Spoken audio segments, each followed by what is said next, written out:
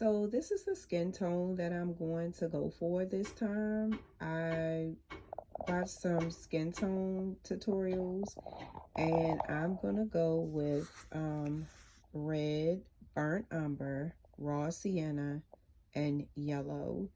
And so we're gonna see how this comes out. So far I like this skin tone. It has like a yellow undertone in it. Um, and it has some red as well.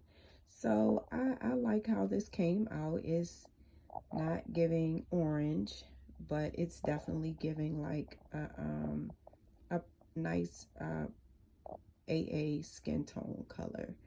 So I'm looking forward to trying this out. I made 2 batches of this. So I'm excited that I was able to make a second batch that's pretty much almost identical to what I already have. And so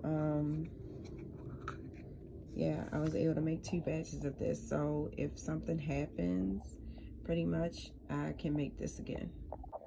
Also, you'll notice that I label my skin tone, and with each layer that I'm going to add. So for the veins, I'll label the container veins. For the mottling, I'll label it mottling. For the fingernail color, I'll label it fingernails or nails. So that's kind of how I keep my stuff organized, just labeling it with a permanent marker, and then at the end I can wash the permanent marker off for the next time and put the titles on them again.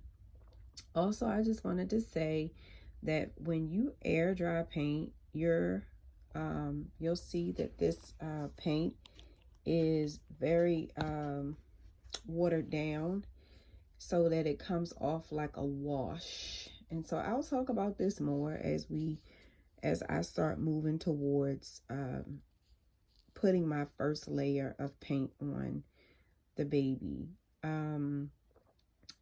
You don't want your baby to look painted. You want it to look like skin. So one tutorial, or maybe a couple of tutorials that I watched for air dry painting vinyl reborn kits, the artist said that it is a good idea to mix a little bit of varnish in your paints as well. So typically I add a couple drops of varnish into the paint and mix it together to ensure that this paint is going to adhere to the baby. And I make sure each time I use the paint that I like stir it up well, just so that everything is equally mixed, because sometimes when you leave paint sitting for a while, the colors will separate.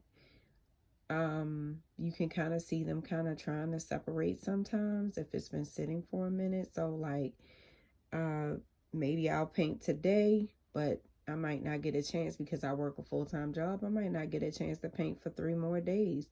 So then I'll have to mix. So I can't like just work on it every day. I have to see, what's going on in my schedule. In the meantime, that gives the kit time to dry. And for that paint to seep into the vinyl. I was watching a tutorial the other day, and the lady was explaining that vinyl kits are porous.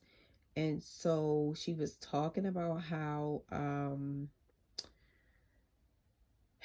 it takes a lot of layers to get to the skin tone and to get the desired look that you want, because the vinyl like absorbs and soaks in the paint. So that was kind of helpful to know that sometimes I may need to press past doing a certain amount of layers and do more layers so that I can get a more vibrant color and get the desired look that I want.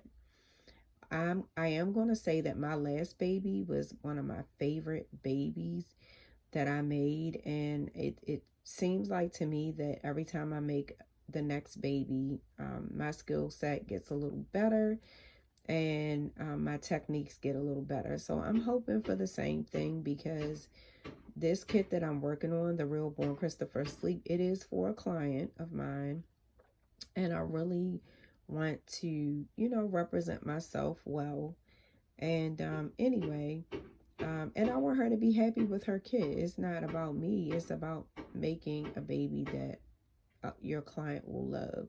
And so I really want to put forth 100% so that, you know, the baby will have realistic features and depth and will be beautiful. But anyway, have a good evening. Enjoy your week. And I'll be back again. I referenced the last kit and said that it was my favorite baby I made so far. This is the Sterling Sculpt by Dawn Murray McLeod. And I was very proud of how she came out.